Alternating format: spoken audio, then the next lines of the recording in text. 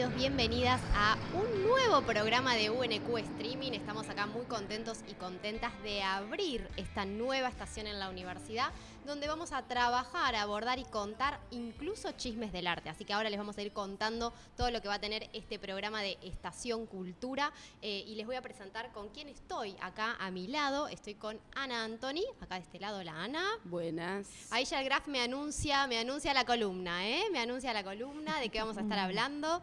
Y también estamos con Nati. Hola, Nati. Hola, Lía. Natalia Fidel, hola, que también va a estar contándonos un poquito de qué se trata este nuevo programa de UNQ Streaming que se llama Estación Cultura. Y para arrancar, estamos en este maravilloso lugar que ven detrás mío, ahí se ve la Rosa de los Vientos también detrás, que es la biblioteca de la universidad, la biblioteca Laura Manso, que nos alberga en el día de hoy y nos va a albergar en todos los programas, en el marco de un proyecto conjunto, en distintos proyectos de extensión que armamos este esquema, que tiene como uno de sus objetivos poner a la biblioteca como un espacio cultural, ¿no? Siempre que nos encontramos con un libro, nos encontramos con cultura, entonces desde ese lugar la biblioteca también es un centro de artes, de cultura, de encuentro, y por eso estamos aquí hoy transmitiendo desde Estación Cultura. Pero vamos a ir arrancando, nos vamos a ir soltando de a poquito, nos veo ahí muy duros a todos, duras, detrás de cámara también están todos los chicos y las chicas de la técnica, pero vamos a arrancar con una sección que va a estar todos los programas. Estamos hablando de 4 episodios en esta primera temporada, que es Debate de Señoritas. ¿De qué se tratará este debate de señoritas en Cartas y Debates con Ana Antoni? Hola, Ana. Bueno, ¿qué tal, Lía? ¿Cómo andan? Hola a todos, hola a todas. Esto es así, el debate de señoritas. Llega a nosotras a través de una publicación que se llama Palabras de Artistas, Textos sobre Arte Argentino, un debate entre unas señoritas, así están consignadas. No somos nosotras, esas señoritas. No somos nosotras, pero podríamos muy bien. ser. Es una exposición que se llamó Noé, Experiencias Colectivas, que se hizo en 1965 en el Museo de Arte Moderno. Y es así, ¿no? Hay una conversación, primero participan todas las artistas que estuvieron en la exposición, y luego se abre al diálogo con el público. Nosotros vamos a ir directamente a ese lugar, el diálogo con el público, o la sea que pública. Podríamos decir que acá el público es el protagonista. Exactamente. Porque lo que sucede es que mientras ya van hablando los artistas, empieza a emerger esa figura de los espectadores, las espectadoras, hoy diríamos habitantes de los museos. Ahí la pantalla ya nos muestra alguna imagen que nos visibiliza quién es uno de los artistas. Ese es Noé, y ese era, bueno, el flyer, que en ese momento era un volante, supongo yo, porque estamos hablando de 1965, de la exposición Noé más experiencias colectivas. ¿Qué será? ¿Un papel? Parece está un sobre, sobreimpreso, ¿no? ¿no? Creo que eso era en el catálogo de la exposición, que era esa imagen y una carta de Noé a el público que iba. O sea que la primera columna la elegiste en relación al título también, porque Cartas y Debates, y la primera imagen que vemos es de un sobre que nos narra una exposición. Claro, exacto, una carta, exactamente. Bien, no lo había pensado eso. Bueno, primero voy a presentar a los 3 artistas que participan de este debate con el público. Primero, Marta Minujín, creo que es la más conocida, ahí la vemos, una jovencísima Marta Minujín. ¿Cómo pegaba el pucho en esa época, ¿no? En todas las fotos, la tele, como si nosotros tuviéramos daba canchero, daba bien, ahora da para abajo. Bueno, ella es una artista pop, me parece que de las 3 que voy a presentar es la más conocida, reina de lo efímero, del happening, muy famosa por su frase arte, arte, arte, la vivimos citando. El otro de los artistas que participa del debate es Luis Felipe Noé, justamente el que coordinó la exposición. Ahí vemos un cancherísimo Luis Felipe Noé. Esas piernas pintor, cruzadas. Sí, ese taller, esa foto me encanta. Pintor, teórico, agitador cultural, miembro fundador del grupo Nueva Figuración. Su obra refleja un poco el caos, trabajaba mucho sobre el proceso más que sobre el resultado y todo lo demás. Y después el otro que participa es Kenneth Kemple, padre del destructivismo. Es un poco menos conocido, menos mediático, digamos. Yo lo conocí un poco menos, capaz que si estás más imbuido en el mundo de las artes visuales lo conoces un poco más. Si les Pero interesa, sí. hay obra de él en el Museo de Bellas Artes, Ahí va. que está lindo para ir a Claro. verla. Sí, es muy interesante. Pero bueno, ¿no? Pionero en el arte experimental argentino, sus obras, collage, trabajaban con materiales de descarte, muy así. Bueno, esto es así. Este debate empieza con una muy indignada señorita 1 contra Marta Minujín por su famosísima obra La Menezunda. Es una obra muy famosa.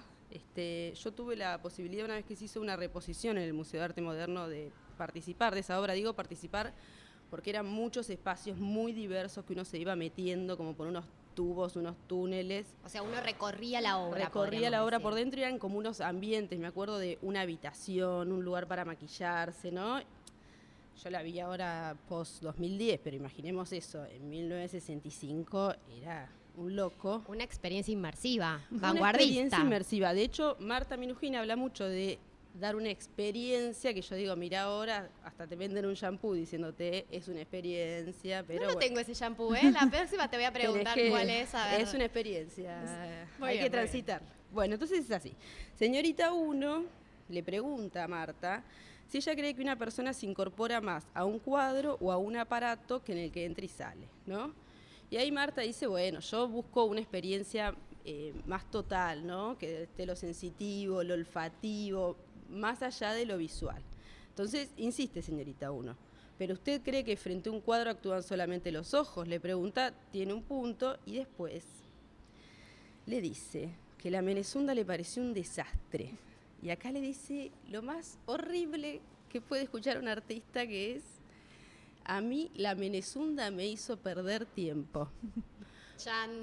Bueno, dice Marta Minujín, esa es su opinión. Es muy lindo porque hace 2 minutos Marta Minujín dice, no, yo con los espectadores me quiero tomar un café con cada uno, quiero charlar con cada uno. Y yo digo, bueno, con cada uno menos con la señorita 1 que te está rebardeando. Vos estás contando, y estamos hablando de la década del 60, Sí. Y parece una discusión en Twitter, ¿no? Esto de... Bueno, Pero en persona, en persona. eso es lo lindo. Eso es lindo porque es fuerte. Hay algo también de este debate, yo pensaba, bueno, cumple 60 años, ¿no? Estamos en 1965 y hay algo en ese debate que condensa algo que seguimos discutiendo para siempre en el arte, que es arte y recepción, ¿no? Como algo que siempre está ahí en tensión, empieza a tensionarse mucho más con el arte moderno. Estos que estamos hablando son muy modernos, en 1965. Sí. Incluso Bueno. creo, esto que voy a decir es para debatir, pero creo que incluso hoy en las prácticas artísticas los 60 fueron muchísimo más modernos que en la etapa actual y contemporánea. Lo Bueno. dejamos para otro debate en otro momento, Habría que ver, pero sí. me parece que ahí hay algo que es necesario recuperar, ¿no? Bueno, también porque las épocas van cambiando y vamos yendo y volviendo, hay algo ahí medio cíclico. Pero bueno, entonces estamos con esta señorita 1 que está indignada con La Menezunda. Entonces ahí el coordinador de la exposición trata de detener un poco a esta señorita 1, pero la señorita 1 está re caliente. Y entonces agarra y salta de Marta Minujín a Luis Felipe Noé y le dice, che, Noé acaba de decir que la opinión del público le importa un bledo. Y es realmente cierto. Noé, en un momento de la conversación, él quiere hablar de los procesos artísticos, de la obra, y todo va yendo hacia la recepción, entonces él lo dice. A la vez también dice, yo escribí un libro de 200 páginas sobre este tema. Es un libro que Noé saca a la par que hace esta exposición, que se llama Antiestética. Está por ahí la tapa del libro, es muy preciosa. Bueno, ahora la vemos, no pasa nada. Ahí está. ¿no? Ahí la está. tapa. Pero imaginen, con ese título, las cosas que decía Noé sobre arte y recepción, un libro que se llama Antiestética. Entonces, esperen que me perdí. Ahí está. Ahí aparece una señorita 2 que hace una pregunta muy suspicaz y una señorita 3 que empieza a tratar como de conciliar. De bueno, che, estamos todos rebardeando a los artistas, vamos a tratarlos bien, y dice, yo pienso que la intención de estas experiencias sería la integración. Nada Te sale pasa, bárbara, ¿eh? La señorita nada 2 se- te que sale la señorita perfecta. 2, esta es la señorita 3, ojo, porque la 2 está medio borrada. Sería una integración de todo aquello que está pasando y que vuelve. Y ahí van conversando de esto que ella dice, de la integración, y aparece la palabra happening. Entonces ahí la señorita 3 pregunta, ¿qué es el happening? ¿Y quiénes le contestan? Marta Minujín y Luis Genial. Felipe Noé. O sea, ¿quién pudiera? Señorita 3. Y ahí, bueno, Noé... Ya la señorita 3 tuvo una experiencia inmersiva preguntando qué es el happening con esa respuesta. Con esa respuesta, claro. Ella decís, es esto casi, no le podría decir. Ahí Noé ensaya una respuesta y le dice, es una cosa que nació en Estados Unidos, es un disloque de las cosas, es como si fuera un cuadro del absurdo con muchas cosas, pero en escena, los objetos. Ella dice, bueno, dice la señorita 3, pero es plástico. No, dice Marta Minujín, que a todo contesta que no. Allá estaba. Estaba un poco... Ya era Marta hashtag- Minujín. Sí, sí. Ya era Marta Minujín. Y ahí dice una cosa muy linda, Minujín, dice, bueno, el happening se presentan cosas que nunca se vieron juntas, ¿no? Y dice, podrían ser gordas, coches, conejos, cualquier cosa, todo junto. La realidad cotidiana es cambiada en 2 o 3 minutos o más y obliga a participar al espectador. O sea, ahí Marta pisa el palito y dice que para ella el happening obliga a participar al espectador, como si un cuadro no lo obligara. Entonces, la señorita 3, a la que yo he titulado la señorita emancipada de Rancière, porque hace la pregunta, dice, ¿por qué creemos que el espectador no participa mirando un cuadro? ¿No? Lo pregunta en 1965, Rancière va a escribir un libro en el 2010 diciendo, dejemos a los espectadores tranquilos que mirar es una acción. Entonces ahí aparece una señorita 4 con ¡Apa! un nosotros muy inquietantes. Nosotros porque se planta y ella dice, nosotros somos el público. Tiene un punto, porque están todos hablando de los espectadores y después cuando hablan de los espectadores, las espectadoras no las quieren escuchar, no aceptan lo que ellos dicen. Y entonces dice, nos impresionamos, nos llega, nos gusta o no nos gusta, que también es formar parte. Y el señor Noé dijo que no le interesa el público. Ahí Noé dice, ay, ay, ay, Dios mío. ¿No? Podéis decir, claro, Noé está hasta acá, de las señoritas. Y la transcripción dice risas. Yo quiero dejar la pregunta, ¿risas de quiénes? De las y los artistas. Se ríen las señoritas, se ríen todos los que están ahí, porque es extraño. Porque ahí la señorita 4 dice que no estamos formando un clima, dice, nosotros estamos interesados, y dice, los artistas plásticos se pusieron por allá, nosotras quedamos acá atrás tratando de entender algo, y marca algo que es verdad que los artistas cuando debaten entre ellos se pusieron un poco agresivos y que están siendo un poco agresivos con el público, eso se ve, y ahí aparece Kemble, que bueno, ¿no? Otro personaje. Recordemos, padre del arte destructivo. O sea, imagínense con esa estética. Señora, ¿quiere decirme qué hay de malo en la agresividad? Eso lo tengo que saber. Yo soy agresivo. El artista tiene que ser agresivo. Sin agresividad no se puede crear absolutamente nada. Ahí el coordinador también trata de intervenir porque se ve que el tono de Kemble es bastante potente porque leemos a una señorita 4 muy nerviosa, que dice, no nos vamos a poder comunicar bien si nos ponemos todos agresivos. Y ahí dice algo, dice, acá hay una preocupación de todos, dice ella, y es que esto ya se vio. Primero en Estados Unidos, después en Europa y después llega acá. Y acá quiero leer la respuesta de Kemble, que es muy interesante porque le dice, estamos viviendo una experiencia acá, nosotros, una experiencia personal, nuestra, y saquémonos de la cabeza que siempre estamos a la saga de Europa y los Estados Unidos. Me sorprendo acá, en la República Argentina. Me maravillan mis compañeros. Lo amo. Señora, acá se está creando. Nosotros acá en la Argentina estamos creando y soy agresivo. Muy bien. Y ahí, señorita Está generando 4, suspenso, Ana, quiero decírtelo, ¿eh? Lo siguiente, repite. A mí me parece que nosotros vivimos un poco después de Europa. Insiste, la señorita 4 es brava. Y Noé le da una respuesta que para mí es espectacular, que le dice, se puede ser agresivo de muchas maneras. Muy ¿no? bien. Hay algo ahí que está ahí, y ese lo seguimos debatiendo todos estos años, un montón de críticos, pero estas señoritas, que no sabemos quiénes son, porque todos los artistas están mencionados, de hecho, hay artistas en el público que se los menciona con nombre y apellido, pero estas son Las señoritas. las señoritas. Bueno, tiene que ver con una mirada del público también, ¿no? Totalmente. De ese público que está ahí, que lo incorporamos, pero al mismo tiempo lo lo vamos como corriendo. Nosotros también en algún recién tuvimos sentido. un público. Tuvimos público. Hay gente ahí detrás de escena, de este lado del vidrio y de aquel lado de la Sí. escena que nos está escuchando atentamente este debate de señoritas y seguramente tratando de ir a conocer un poco más de la obra de Noé, de Marta Minujín y de Klemlet, que es un poco una de las propuestas del programa, ¿no? Bueno, sí, también. Todo lo que se escuche acá, yo digo, podría tirar unas referencias, pero googleen, no sean Bueno, vagos. acá en la universidad hay una obra de Noé, Bueno, claro, exacto. la de Malvinas, en la Exacto, entrada. el mural de entrada. Malvinas. Sí.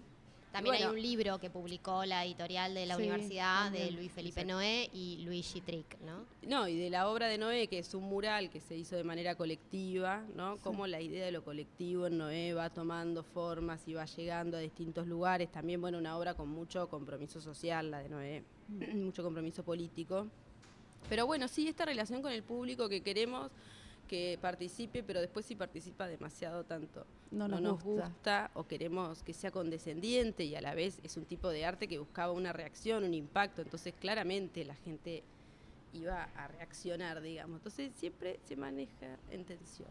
Muy bien, no falta mucho de ese arte, tenemos un montón más también y me parece que hay algo en la columna de cartas y debates que nos trae Ana también, que es la agresividad en el centro, ¿no? Los modos de construcción de ese concepto de la agresividad en el presente. Bueno, yo lo leía y decía, claro, esto hoy, tipo un artista que le dice a una que está mencionada como señorita, señora, yo soy agresivo, nos parece como tremendo. Hay que ver ahí quiénes eran esas señoritas, qué representaban esas señoritas ahí, qué estaban pidiendo. Hay una señora que yo no llegué a meterla acá en la columna, pero que en un momento dice, bueno, nunca vamos a poder comprar un cuadro, ¿no? Se queja algo de eso, ¿no? Y que vamos a estar con nuestras casas van a estar muertas y los museos van a estar vivos, dice que vos decís. Y era el debate de la época también, Claro. ¿no? Minujín, Noé, todos estaban discutiendo un poco la institucionalidad del arte. Bueno, muchas gracias, Bueno, Ana, no, por por favor, a estos ustedes. debates de señoritas. Espero que me hayan podido seguir. Te seguimos perfectamente. De hecho, puedes escribir una obra de teatro. Con La esto tengo, te la puede tengo. quedar ahí de guión de fondo, dramatúrgico.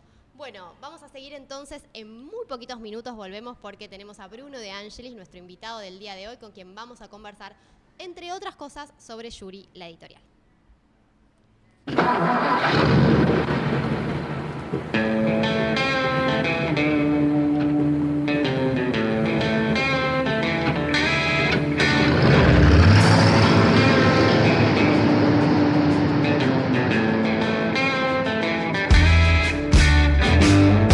Lo peinó su rulo por mí. Si a mí me gusta todo enredado.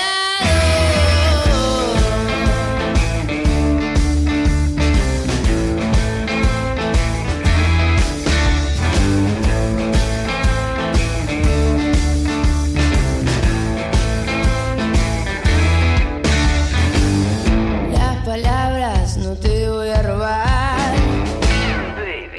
Quien no llora no mama.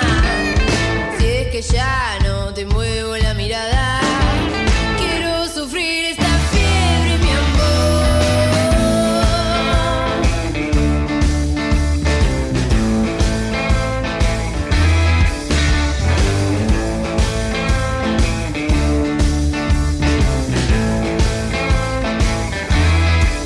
Tus crueles ironías marcaron las mías. Algo de lo que creo yo,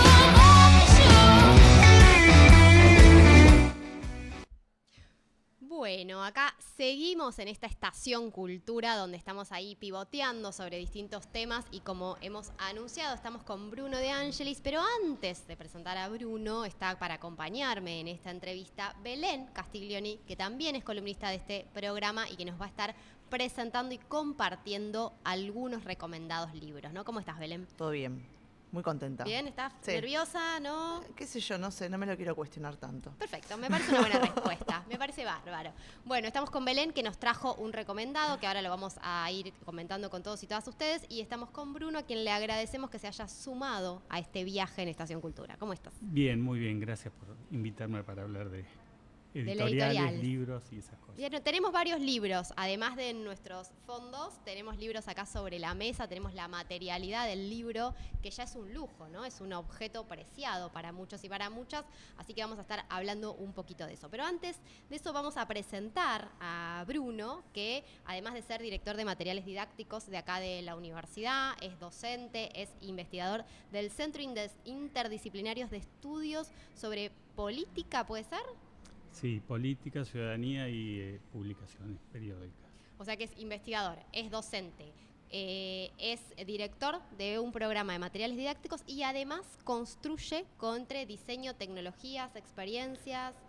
Mira, Va jugando un poco con eso. Sí, en realidad el área de la dirección de materiales didácticos es un área no docente, en el cual yo trabajo hace casi 20 años, que ahora pertenece, no es un programa, sino que es una dirección, y ahora pertenece a la Secretaría Académica. Ahí lo que hacemos es producir materiales educativos para las carreras virtuales de la universidad. Bien, pero hoy estás acá por otra cosa, Sí. ¿no? Estás acá como director de la editorial Yuri, que es una editorial independiente, que quizás muchos y muchas que recorremos la universidad la hemos podido conocer por la fiesta del libro y la revista en esta institución, pero que hoy un poco la idea es que nos cuentes cómo es esto de gestionar una editorial independiente. Bien, mira, soy uno de los directores, somos 3 socios, formamos una cooperativa de trabajo que se llama Yuri Editorial, hace alrededor de 4 años, hace 2 más o menos que somos una cooperativa de trabajo, y a ver, por ahí hay muchas editoriales que se llaman independientes, pero que tienen diferente escala. Nosotros más bien nos llamamos una editorial chiquita. Digamos, Bien, ¿no? la palabra independiente tiene un montón de discusiones alrededor, digamos. Sí, sigue sirviendo para diferenciarlas de las mayor, digamos, ¿no? De las grandes editoriales, pero dentro de las medianas, chicas, microeditoriales y artesanales hay todo un mundo enorme. El caso nuestro, nosotros construimos esta editorial entre 3 personas que trabajan en muchos otros lugares. Por lo tanto, es una construcción lenta, le dedicamos tiempos específicos, de fin de semana, de reuniones periódicas, pero no estamos todo el tiempo trabajando en la editorial. Por lo tanto, vamos como despacito, digamos, ¿no? Vos hablás y estás describiendo, seguro para muchos y muchas de los que nos están viendo, que trabajan en la gestión cultural, un poco el cotidiano de la gestión cultural, ¿no? Esto de trabajar los fines de semana, Exacto. de ver en qué lugar, en qué momento lo meto, leo, me encuentro, pero hay algo de la pasión que mueve ese mundo en algún Claro, punto. o sea, la idea que de alguna manera también marca al resto de las editoriales independientes es poder tomar decisiones sobre algún tipo de escrito que quieras que se lea, digamos. Nosotros somos bastante clásicos en ese sentido, o sea, primero pensamos una editorial en colecciones, como generalmente se hace, por lo menos para pensarla de inicio. Después, en el devenir, digamos, de las publicaciones, esas cosas se van modificando, se van acomodando. Pero en principio las pensamos como 4 colecciones donde podamos publicar narrativa contemporánea, o sea, autores nuevos o semiconsagrados que tengan ganas de publicar en nuestra editorial. Otra de no ficción, en este momento tenemos el libro puntualmente, de Roberto Art, por ahí. Viajero de cercanías. Tenemos unas imágenes para ir pasando ok. también con alguno de los títulos de la editorial. Y lo que sucede con esto que te decía de los tiempos es que, de acuerdo, por ejemplo, nosotros en las ferias que estamos, este año no, pero en general en la FED, en la Feria del Libro de Buenos Aires y en la Feria acá de la universidad. Porque todos los demás, quiero decir, hay editoriales que se manejan mucho con las ferias. A nosotros se nos complica por los otros trabajos, digamos, ¿no? O sea, no los días disponibles. Entonces, como que apostamos a la lógica de las librerías. Nos distribuye la COP, que seguramente la conocen, es una cooperativa de de editoriales que además tienen una librería y una distribuidora. Nos distribuyen ellos y estamos en un número importante de librerías. Entonces, como que apuntamos a esa lógica clásica y a la venta en las librerías. O sea, respetamos, queremos mucho a las librerías y es ahí a donde queremos estar, digamos. Ahí vos mostrabas un libro que es el de Roberto Art, ¿no? Que tiene prólogo de Margarita Pierini, si no me equivoco, que también trabajó con las aguas fuertes del conurbano, de Roberto Art, podríamos decir, o de la provincia de Buenos Aires en general.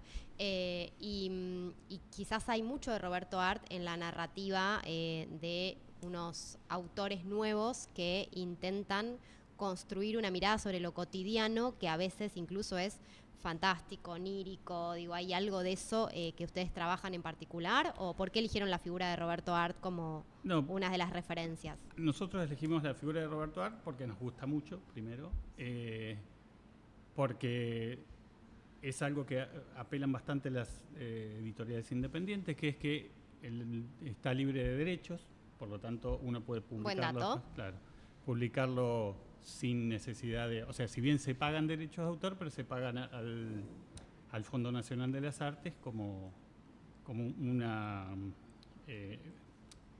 es un porcentaje de la cantidad de libros que uno imprime, que se le paga al Fondo Nacional de las Artes para, digamos, financiar otro tipo de eventos culturales. El libro de Art fue muy bueno porque lo construimos desde cero con Margarita Pierini, que es docente de acá, investigadora, y fue, digamos, los tipos de libros que a mí particularmente me gusta hacer, que es, si bien ya están escritas las aguas fuertes, es construirlo desde cero. Hicimos todo un trabajo en la Biblioteca Nacional, de la búsqueda de los diarios del mundo entre 1928 y 1935 en este caso. Bueno, algunos estaban microfilmados, o sea que hubo que hacer toda una tarea así muy artesanal. Claro. Y bueno, logramos 80 aguafuertes que no habían sido publicadas en otros libros. La idea original había sido hacer las obras completas de aguafuertes, pero nos enteramos que creo que Lanús estaba trabajando en ese proyecto, la Universidad de Lanús, de hecho ya salió, es un libro digital. Entonces elegimos 80 porque coincidía con la efeméride de los 80, fue en 2022, los 80 años de su muerte.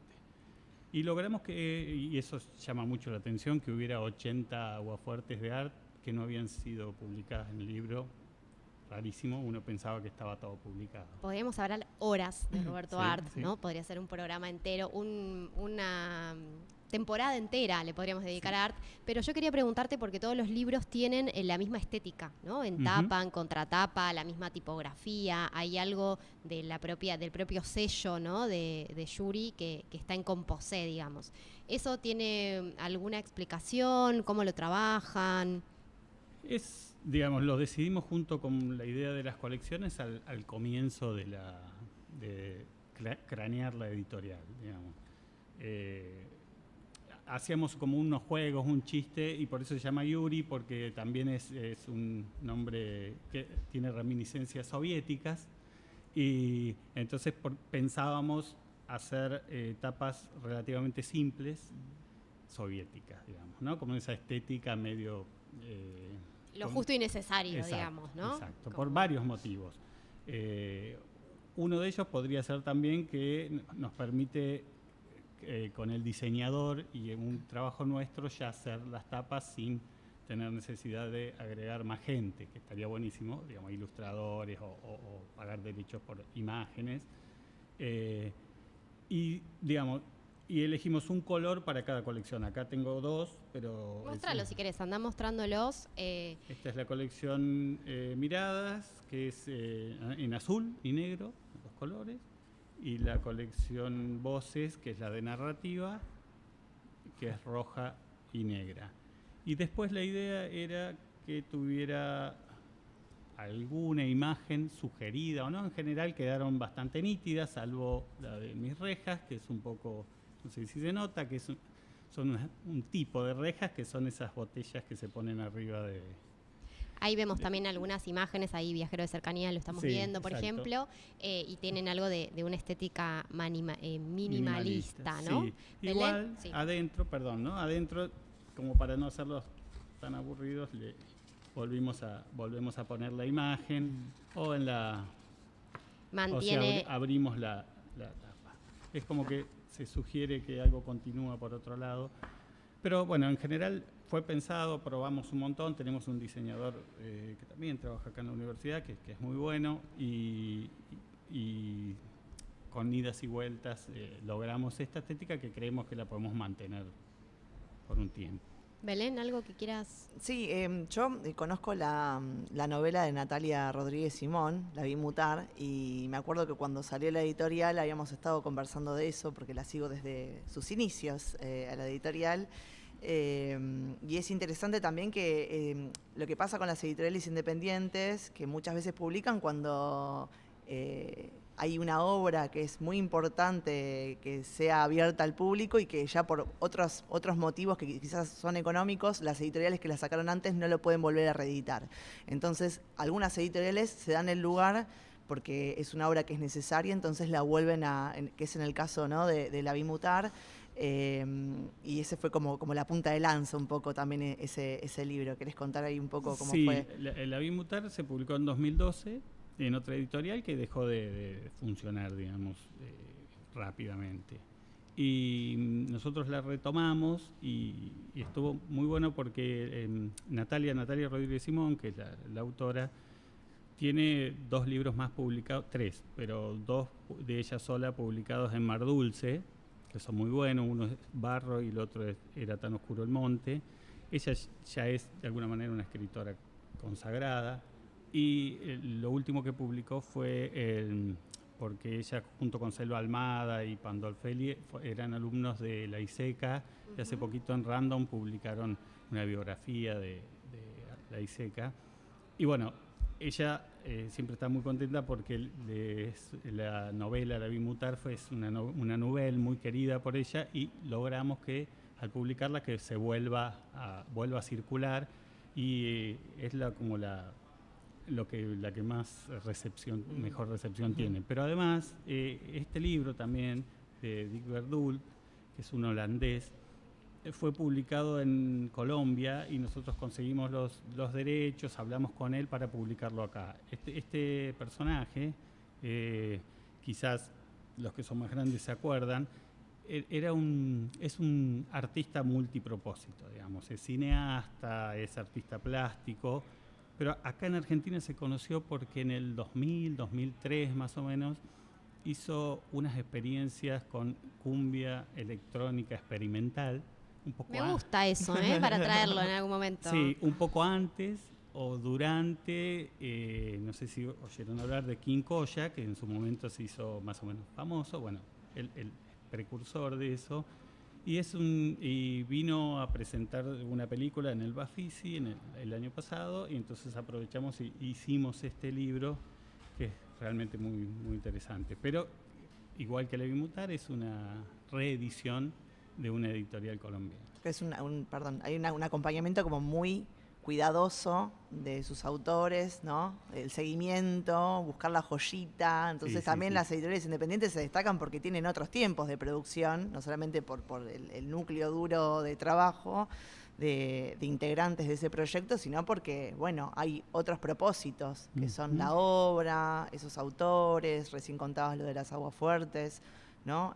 Hay otros tiempos, otros procesos, y hay otra búsqueda que es o lo inédito o lo que no se publica acá porque no hay interés. A veces pasa con las editoriales más comerciales, más importantes, que unos propósitos son, bueno, ¿qué público hay, ¿no?, de recepción? Sí, buscan un público muy amplio de recepción y entonces a veces se descartan esas obras. Creo que ahí la clave un poco está en esto que vos decías, Bruno, de la circularidad, ¿no? De volver a circular un libro, que es como el objetivo de estos tipos de editoriales, y no la venta directa, ¿no? Sí, no, y además, quiero decir, tampoco es tan idealizado en el sentido de que uno cree que publica, digamos, tenés que hacer una especie de malabar, digamos, entre lo que te gustaría publicar y lo que podés claro, publicar, y lo que lográs. Por ejemplo, es muy interesante, hay muchos subsidios internacionales para aplicar, que lleva todo un trabajo, hay que ver cuál es, hay que traducir, digamos, hay que la pensarlo. burocracia de los formularios, podríamos decirlo, ¿no? De alguna manera. Exacto, pero porque hay mucho también para traducir, para Bien. traer. Todo el tiempo apareció, ¿no? En tu propuesta esto del trabajo editorial. Y vamos a seguir conversando con Bruno, porque ahí me están corriendo detrás de escena con los tiempos, pero sí les dejo para el próximo bloque, donde vamos a presentar un libro de la editorial, que es La Máquina, de Germán Moreto. Una cosa que me llamó la atención interesantemente en las publicaciones, en los talleres que hacen y demás, que es esto de pensar en las geografías de lo posible para la editorial y cómo eso aparece en el libro de La Máquina, y la construcción de universos literarios fuera de las luces del centro. Podría ser algo que define de alguna manera esta editorial. Así que con esos dos titulares nos quedamos y seguimos en un ratito en Estación Cultura.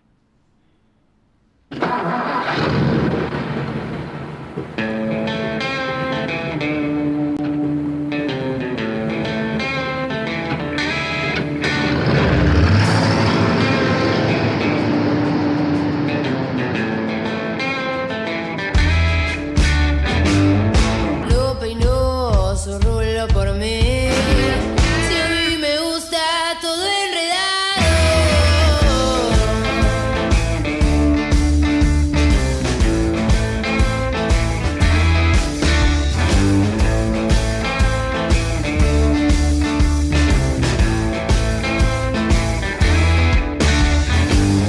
Las palabras no te voy a robar. ¿Quién no llora no mama? Si es que ya no te muevo la mirada.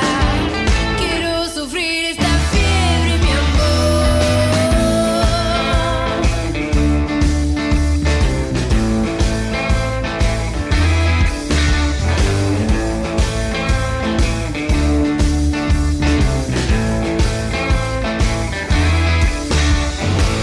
Tus crueles ironías marcaron las mías. Algo de lo que creo yo.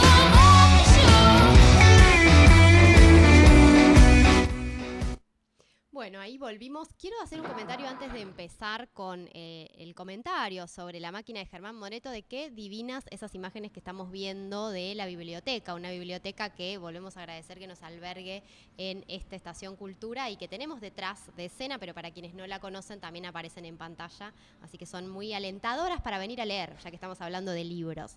Pero estamos con Belén, que nos va a contar un poco de qué se trata La Máquina de Germán Moreto, este libro que tenemos todos acá en la mesa y que forma parte de la editorial Yuri.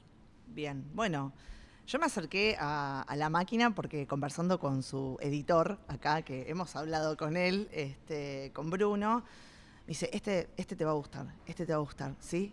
Y aparte, bueno, yo también compro mucho libro, pero en el marco de ferias de editoriales independientes. Entonces, la gracia es ponerse a conversar con sus editores o con sus autores. Bueno, y en particular, Germán Moreto, él es de Lanús, es también de Zona Sur.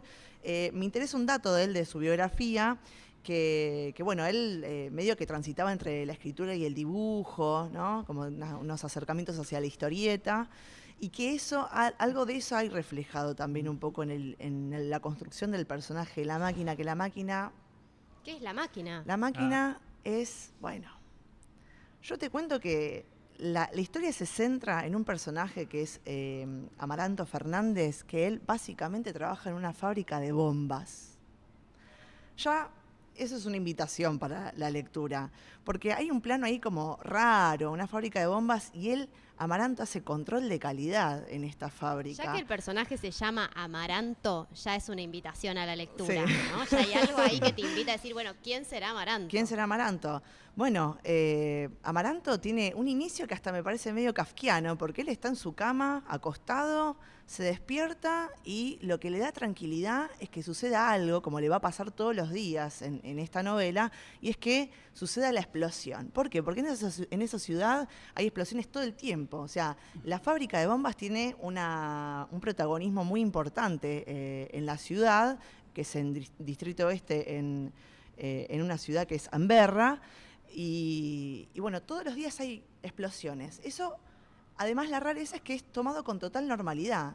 la gente está acostumbrada a que haya explosiones todos los días, que se le rompan los techos de las casas, que haya heridos, pero no se destaca en la novela la posición de ese nivel de crueldad. Y eso creo que es el tironeo de la novela, de que a mí me daba interés saber un poco más y te arrastra hasta el final, y es ¿por qué lo toman con tanta normalidad, no? ¿Por qué es normal que haya explosiones todo el tiempo, que haya un protagonismo tan importante? Y bueno, sus personajes dan algunas explicaciones respecto de eso, pero Amaranto es una persona, y ahí lo interesante del personaje, que es una persona pasiva, muy tranquila, le da tranquilidad ir a la fábrica, es una persona muy meticulosa, él hace su trabajo, y ya con estas características dan que pensar, ¿no? Él no se cuestiona lo que hace.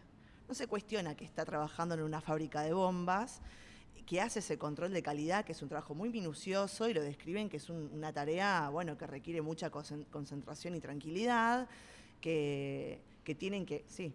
No, que pienso en esto y pienso que es una fábrica de bombas que está como en decadencia también, ¿no? Como que va el inspector a hacer la inspección de calidad y hay una gotera de aceite y un vasito, ¿no? Como se detienen en esos detalles. Pareciera que fuera una distopía la novela, pero sin embargo te trae el presente, y es que hay problemas en esa fábrica como en cualquier otra fábrica. Exacto, quizás, ¿no?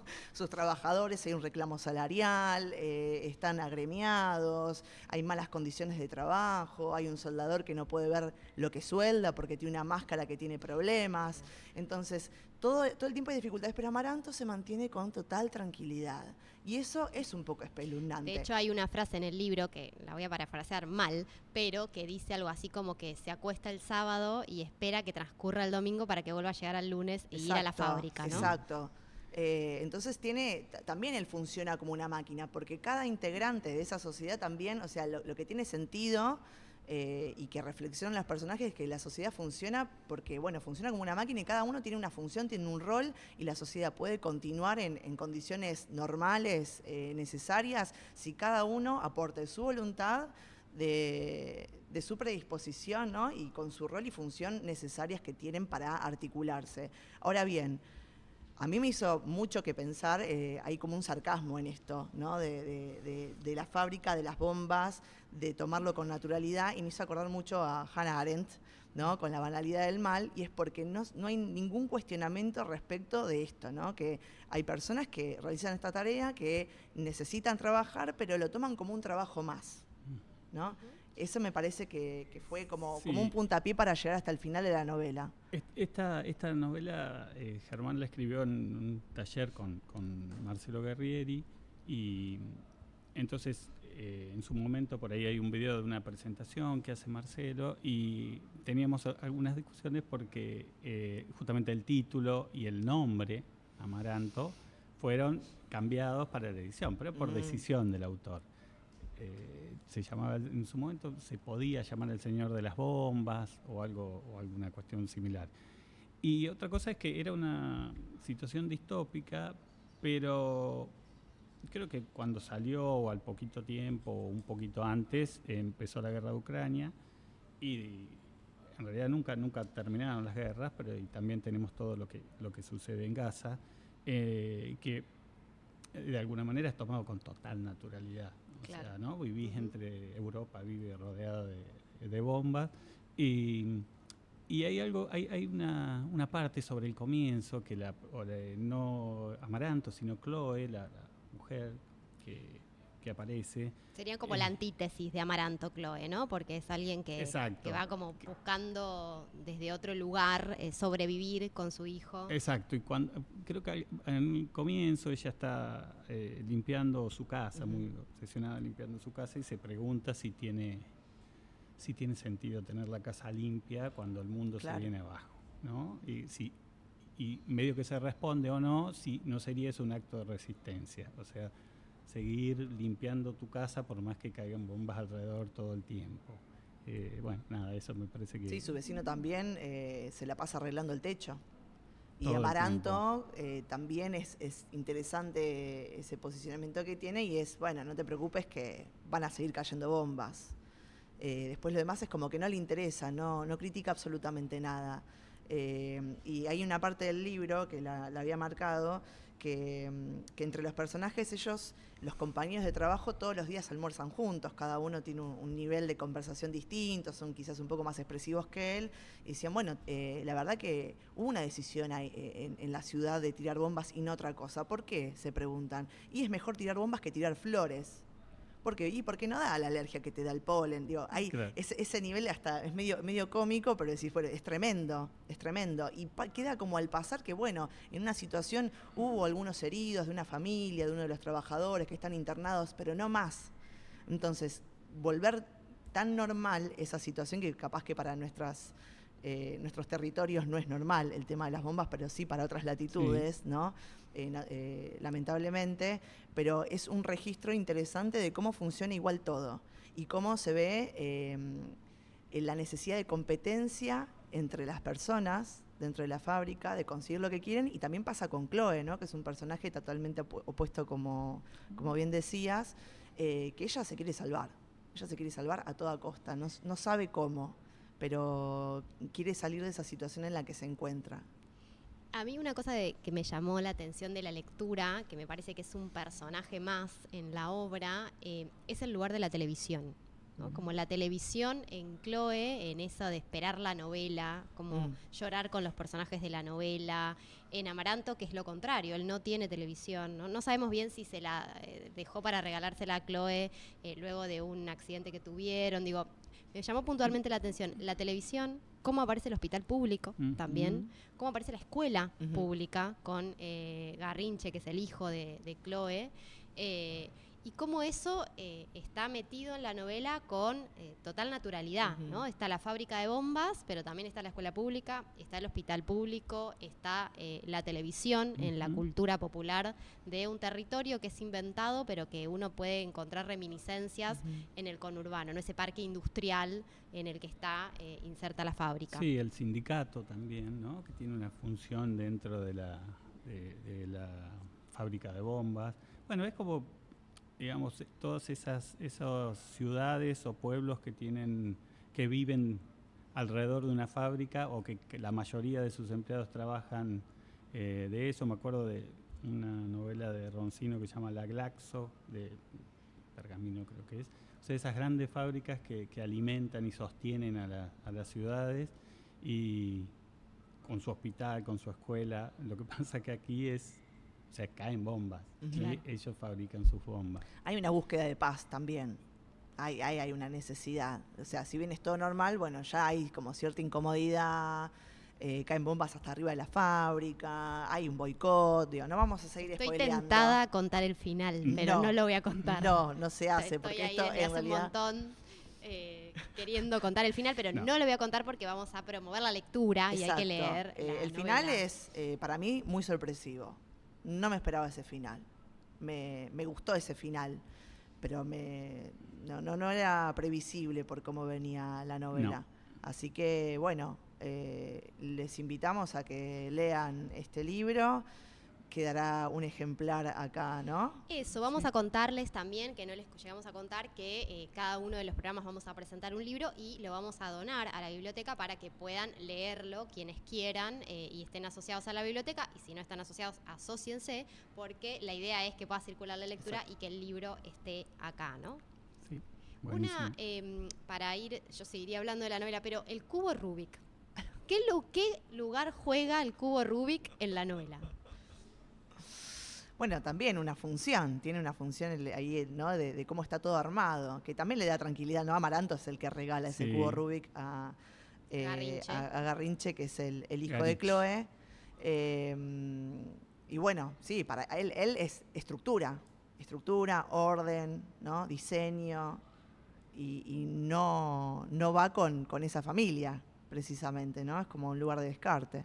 Sí, Moreto dice que él se inspiró un poco en su padre, en su familia, lo cual es raro de ver, pero y en él mismo, digamos, ¿no? Por eso del cubo. Y me acordaba que vos decías, él es diseñador gráfico y viene muy de la imagen, por eso, como vos decías, se nota un montón. Viene muy de la imagen, viene de la historieta. De hecho, publicó un libro nuevo que se llama Gordon, que es de un superhéroe. en decadencia, si querés. Y otra cosa que quería comentar es que a mí me parece que tanto en La Máquina como en La Bimutar aparecen niños, ¿no? Sobre todo en La Bimutar es como el que lleva el relato de la historia.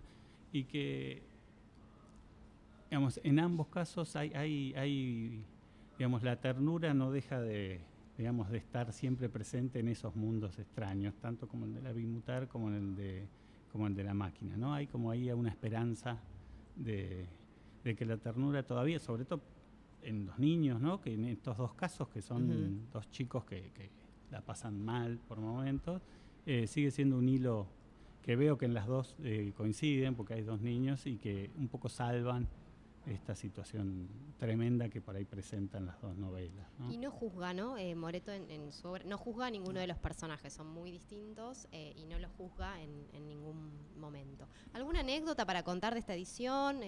¿Se trabó la impresora? ¿Algo que pasa en esas cosas? No, en esta no estuvo bien, solamente el ida y vuelta con el autor, con el tema de los nombres. A nosotros también nos gustaba el título, lo acomodamos con él, nos parecía que por ahí era mejor no me acuerdo si por propuesta de él o nuestra, pero el nombre Amaranto nos costaba un poco, sobre todo porque habíamos leído la novela con el nombre anterior, que era Dimitar, también un nombre Dimitar. raro. Sí, Dimitar, sonaba más también eslavo, si querés, o no sé. Así que ahí tuvimos como una ida y vuelta, pero bueno, él estaba convencido de que era Amaranto el personaje y yo ahora me convencí también. Ya queremos Amaranto, podemos decir. Sí. Bueno, muchas gracias, Bruno, por acompañarnos en esta Estación Cultura. Gracias, Belén. Nos vemos en el programa que viene con otro libro. Y bueno, y vamos en breve a tener una sección que todavía no presentamos y que los va a sorprender, así que quédense ahí.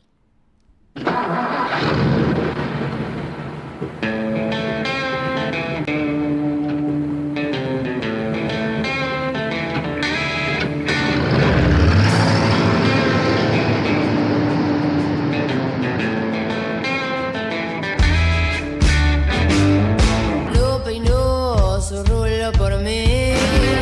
Si a mí me gusta todo enredado.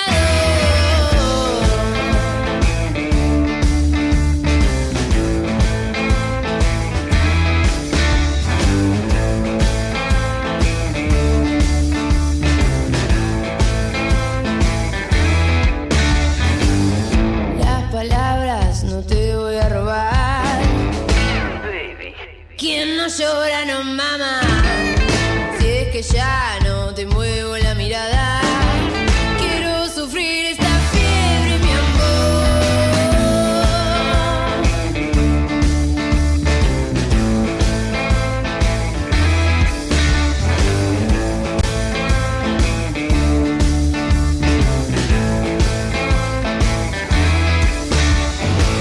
Tus crueles ironías marcaron las mías. Algo de lo que creo yo,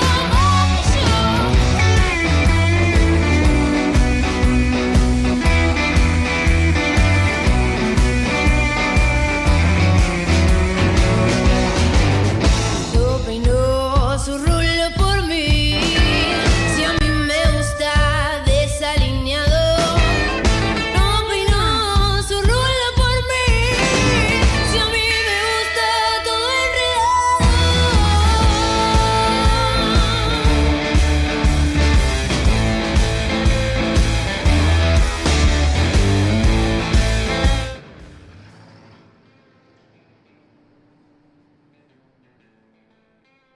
Seguimos acá en Estación Cultura, en este último bloque del programa 1, toda una hazaña. Ya estamos transitando la estación y vamos a hablar con Nati Fidel, que nos va a traer una columna que se llama Chismes e Historias del Arte. Y la columna de hoy se titula, acá podríamos poner una música de tensión de fondo, Pollock y la CIA. Pollock y la CIA. Nati, bienvenida. Hola, de vuelta acá. Bueno, traje una columna para iniciar este chismes e historias del arte, que son como esas historias que están atrás de la gran historia del arte, esas cositas que suceden. Y esta con la que vamos a empezar es un poquito compleja por ahí. Tendría que haber empezado con una un poco más sencilla, me doy cuenta ahora. No, igual me gusta esto de la CIA. Y quiero decir algo, me gusta esto del chisme. Sí. ¿No? Podríamos tener unas masitas, acá un té para la próxima. Por Y supuesto. empezar a ver Sí, eso qué necesitamos. chisme me vas Vine a por la contar. cultura, me quedé por el chisme. Sí. Bueno, además me sorprendió porque aparecieron varias cosas que relacioné con lo que se habló antes en el programa. Pero bueno, vamos a empezar un poco con por qué Pollock y la CIA. Y contemos quién es Pollock para la Eso, gente que... Para empezar vamos a ver un poco Pollock, ahí lo tenemos en pantalla. Es un artista de Estados Unidos, es el que se considera el promotor del primer estilo propiamente yankee, estadounidense, que es el expresionismo abstracto, que en realidad lo que nos importa acá es el expresionismo abstracto más que Pollock en sí mismo, pero vamos a tomar a Pollock porque porque elegimos a uno, digamos, y además porque tiene sentido, porque ellos también lo deciden como máximo referente, justamente por esto de que es uno que es propiamente estadounidense, y además es criado en el oeste, en el lejano oeste, en el Wild West. O sea, bien, váyanse a esas pelis que está bien la referencia. Y es, bueno, no tiene formación académica, de hecho creo que no lo aceptan en una escuela, y empieza con este estilo que lo conocemos, vamos a ver la obra, lo conocemos como expresionismo abstracto. Esas son las primeras tres que estábamos viendo en las imágenes. No las vi yo, perdón. Bueno, pero acá esto está bueno, mira. Eso que está haciendo ahí es lo que vamos a ver ahora, que es el dripping, que es goteo en español, que es como tira la pintura. Y este es el estilo que más reconocemos de Pollock. Ahí está él haciendo, mira además el look que tiene así bien de granjero americano, y está haciendo su obra, que está haciendo dripping, tirando, y entonces tiene toda esa cosa expresiva. Y me acordaba de esto de la explosión, de la expresión. Kenneth Kaplan, que vos hablaste antes de él, tiene mucha influencia de este arte. Bueno, acá vemos una obra de Pollock donde se ve esto, qué pasa con eso, y siempre se lo consideró como el creador de esta técnica, y en realidad no es tan así, porque siempre en la historia del arte se borra alguna mujer, y hubo una mujer... ¿A quién borraron? Acá vemos la influencia que tenía Pollock antes de ser Pollock, en la anterior, que era Picasso. Borramos a Janet Sobel, si la podés mostrar, esa no, a ver, es la 03. Ahí está. Janet Sobel es una ucraniana ama de casa de unos 40 años, muchas gracias chicos, que ella es la que en realidad inventó el dripping, y de hecho Pollock lo vio en la galería de Peggy Guggenheim, o sea, está bastante comprobado que... O sea que lo copió. ahora esta es Janet también. tenemos que nombrar, cada vez que nombremos a Pollock, tenemos que nombrar a Janet Sobel. Yo creería que sí, Por y justicia además, poética. creo que tendríamos que hacer una columna de ella porque me parece espectacular. Ama de casa, madre, bueno, huye del nazismo. Entonces, bueno, y esto no es la única vez que pasa, digo, tenemos el caso también de Hilma af Klint, tenemos el caso de la baronesa Dada, que es aparentemente es la verdadera autora del Migitorio de Duchamp de la Fuente. O sea, esto de borrar autoras y mujeres sucede mucho, y por eso no queríamos dejarlo afuera, pero no se trata de esto. La columna se trata de Pollock y la CIA. ¿Qué hay de cierto de que la CIA financió el movimiento del expresionismo abstracto? ¡Apa! ¿Qué hay de cierto? ¿Qué hay de cierto? ¿Por qué la CIA financiaría ¿Por el qué movimiento? la CIA financiaría? Muy buena pregunta.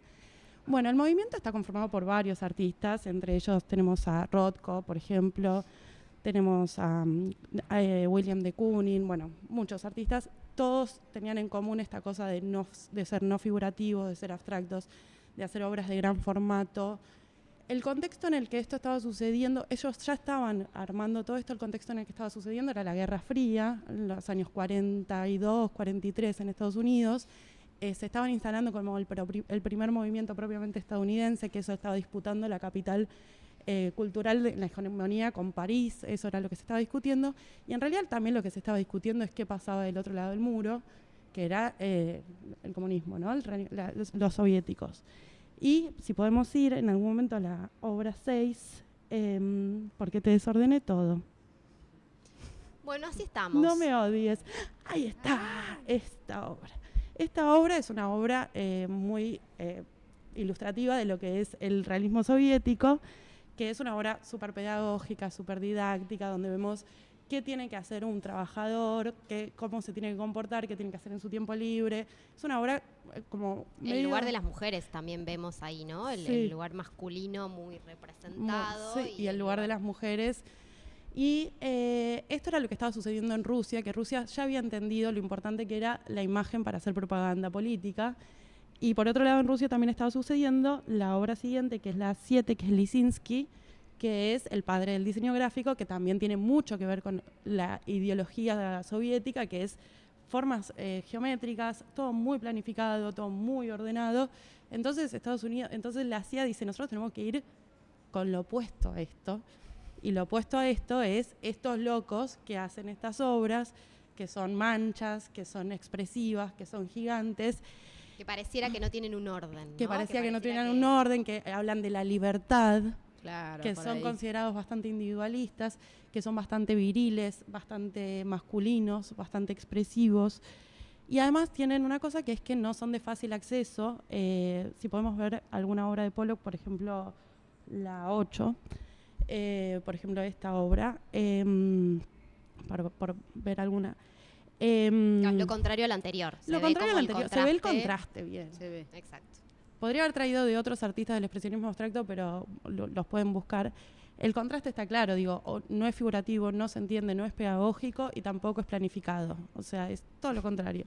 Entonces la CIA implementa este programa que se llamó Long Leash, que es correa larga, como las correas de los perros, en donde de manera solapada empezó a financiar al MoMA para que el MoMA pueda impulsar la obra de estos artistas, y tuvo como un aliado a Nelson Rockefeller, que fue el que empezaron a financiar qué estaba pasando en Estados Unidos y también a hacer giras por Europa, mostrándole a los europeos que ellos también sabían hacer arte. Somos artistas. Somos dijeron, artistas, ¿no? somos estadounidenses y somos muy libres y podemos hacer mucho arte. Y otra figura importante fue Clement Greenberg, que es el crítico que le va dando como consistencia a todo lo que va sucediendo. Y bueno, Pollock era ideal con respecto a los otros artistas, porque era el único propiamente dicho estadounidense, nacido en Estados Unidos, tenía este aspecto de artista cowboy, granjero, hijo de un granjero.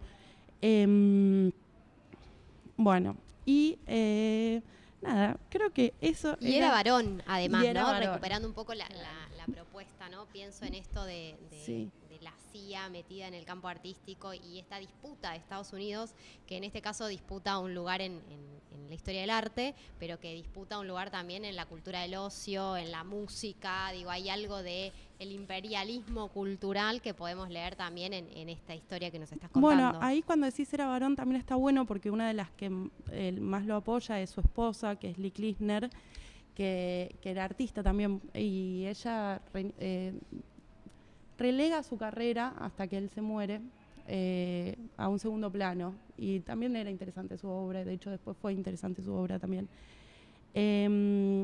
Otra cosa, si les interesa más sobre Pollock, está la película de Ed Harris, porque en realidad esta columna no se trataba tanto de él, pero la película es muy linda. Hay otra película muy buena, que si la quieren buscar es muy divertida, que se llama ¿Quién mierda es Jackson Pollock?, que es una mujer... Me gusta el título, Sí. ya ahí arranca. Es el título, así que yo no dije malas palabras, yo solo leí el título de una película. Me gusta. Donde se trata de una camionera que de casualidad compra una obra y resulta que podría llegar a ser que sea de Pollock. Y la compra por $5, y una obra de Pollock son millones y millones, es mucha plata. Ahora no tengo a mano, lo había anotado pero no tengo a mano los montos que se está manejando, pero es un montón. Algo muy importante que me faltó decir, que la CIA, cuando quiere financiar a los expresionistas abstractos, se encuentra con que tenían algo en contra, que es que muchos estaban relacionados con el comunismo. De hecho, Pollock había trabajado en el taller de Álvaro Siqueiros, el mexicano, muy conocido por ser comunista, y del que también él había aprendido que se podía pintar con otras cosas que no sean pincel. O sea, si bien no es el dripping, pero Siqueiros era muy experimental. Si pueden ir a ver al mural que está en el Museo del Bicentenario, van a ver toda la cosa experimental que él tiene. La obra es espectacular. Podríamos hacer una columna también sobre eso. Nati ya tiene como columnas para 18 programas. De todo podemos hacer una columna. pero tenía esto de que era yankee, era varón, y entonces lo dejaron, les gustó. Algo que también me olvidé de decir, de que es lindo de su historia, de cómo inicia a Pollock a ser Pollock, es la influencia esta de Peggy Guggenheim, que es de la familia de los Guggenheim, de los museos, del Museo de Bilbao y del museo, pero creo que es una sobrina. El padre muere en el Titanic, le deja una fortuna pequeña en relación a los otros Guggenheim, grande en relación a lo que podemos imaginar nosotros. ¿Son los de las becas Guggenheim, que son las becas famosas del arte? Entiendo que sí, son todos los mismos. Y ella, cuando ve la obra de él, no le termina de convencer, pero es Mondrian el que le dice, me parece que acá hay algo, cuando conocen la obra de él. Y ahí es que ella le encarga ese primer mural que yo me salteé, porque ahí está. ¿Ves cómo nuestra técnica está súper afilada? ¿Ves? Ahí está la imagen, la pedís, la tenés. Ese mural, ella se lo encarga y le paga $150 por mes para que lo haga. Una costumbre que no se hacía en esa época, pero que está bueno porque le ordena bastante la vida a Pollock y a su esposa. Pollock ya era alcohólico, ya era un desastre. Medio bardo, tremendo para ser de la CIA, ¿no? Sí, tremendo. ¿O es bardo. Condición para ser parte de la CIA? No lo sé. Tampoco sabemos, él posiblemente no supiese lo de que la CIA estuviese detrás. Claro. Porque esto era más de las instituciones, era más con el MoMA, con lo que aparentemente sucede. Es probable que los artistas no supieran que hubiese un financiamiento solapado detrás de eso. Igual la CIA ahora, si sabe el lugar que asume Pollock en la historia del arte, se quiere matar. O sea, dice, volvamos para atrás la guita porque que puso. esto no funcionó, Esto digamos. no funcionó, claro.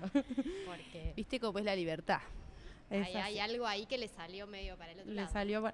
Y además él era medio un desastre también, porque Claro. por ejemplo, cuando Peggy, finalmente lo contrata para hacer ese mural, y ese mural está la duda de si lo hizo en una noche o no. Bueno, hay unos testimonios de la esposa que dice que lo hizo en una noche, pero al mismo tiempo los que estudiaron las capas de pintura dicen que no. Entonces lo que puede ser es que la última versión haya sido en una noche. No es dripping, pero sí ya empezamos a ver la expresión, el gesto está. Dripping, una cosa que es linda del dripping es que se hace horizontal, y no es la pintura de Caballete como nosotros nos lo figuramos, digamos, como uno se imagina una. Y en las fiestas de Peggy Guggenheim parece que Pollock andaba haciendo pis por ahí. De hecho, esto aparece en la película de Ed Harris. No sé si es verdad o no, es un mito. Entonces era como bastante ordinario, por decirlo de alguna manera. Pero bueno, también era algo de la agresividad, de la potencia de lo que se habló en las anteriores. Viene bastante de acá. Lo de Kenneth Kemple está inscripto en esta tradición, que me parece que está bueno retomarlo. Y algo de ser transgresores también, Sí. ¿no? Como hay algo del arte ahí. Claro. Se me salió el micrófono, pero bueno, lo vamos a sacar. Algo de ser transgresores, ¿no? Hay algo de la historia del arte ahí de, transgredamos para construir otras formas narrativas, otras expresiones, otros modos de habitar el cuadro, en el caso de Pollock, Claro. porque no solo cambia de vertical a horizontal, sino que además lo habita de manera distinta con el uso de la pintura. Cuerpo, Como el adentro, cuerpo, claro, el ¿no? O sea, hay cuerpo. algo de como cuando lo vimos en el videíto ese que es el registro que está de él pintando, que es un cuerpo ahí accionándose, de el la action perfo. painting ahí de la perfo, el action painting total es casi un happening. No sé si podemos ver, hay una obra que es la 9 de Pollock, en realidad más que nada para invitarlos a que si la quieren ver, que está en el Museo Nacional de Bellas Artes, si les interesa buscarla, la pueden ir a visitar. Creo que está colgada en este momento, seguramente lo esté, no lo sé, pero si les interesa está bueno buscar la obra de él, y la suerte que tenemos de tener nosotros acá en Buenos Aires de poder ir a ver obra original. Bien, entonces más allá de que lo haya financiado la CIA, Pollock es un artista que podríamos decir que recomendamos conocer. Podemos ir a ver quién mierda es Jack Pollock, que además desde el título ya transgrede esta idea de el ícono del artista, ¿no? Así que bueno, muchas gracias Nati por tus chismes del arte e historias del arte. Y también me gusta que sea chisme, que no sea rumor. ¿Vieron que hay algo del rumor? Como que la academia se apropió un poco de esa palabra, Mira. del rumor. Y el chisme me parece más de esas señoritas, Ok, ¿no? De claro, esas señoritas queda un poco que afuera aparecieron todavía. en Cartas y Debates. Bueno, hemos llegado hasta acá. Hemos llegado hasta acá con esta primer capítulo, primer episodio, primer programa de Estación Cultura, con un montón de cosas que seguramente nos quedaron afuera, con un montón de otras que vamos a recuperar en otros programas. Les volvemos a agradecer a Bruno de Angelis por habernos visitado, a Belén, que no está en piso, pero está acá detrás de escena, y también agradecerles porque un streaming no es posible hacer si no hay equipamiento técnico detrás, y están también Gonzalo, Nico, El Pala, Luca, que es nuestro diseñador, y María Fernanda, que nos está ahí contando los tiempos y también fue parte del diseño del logo de Estación Cultura, así que les agradecemos, como también a todo el equipo de UNQ Streaming y en particular a Gastón por aventurarse a darnos este lugar, aunque no sabía bien qué iba a salir. Así que muchas gracias a todos y a todas y nos volvemos a encontrar entonces en la segunda emisión de Estación Cultura.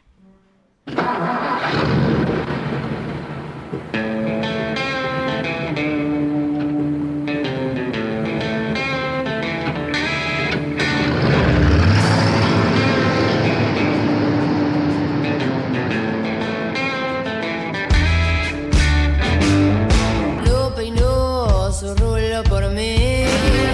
Si a mí me gusta todo enredado.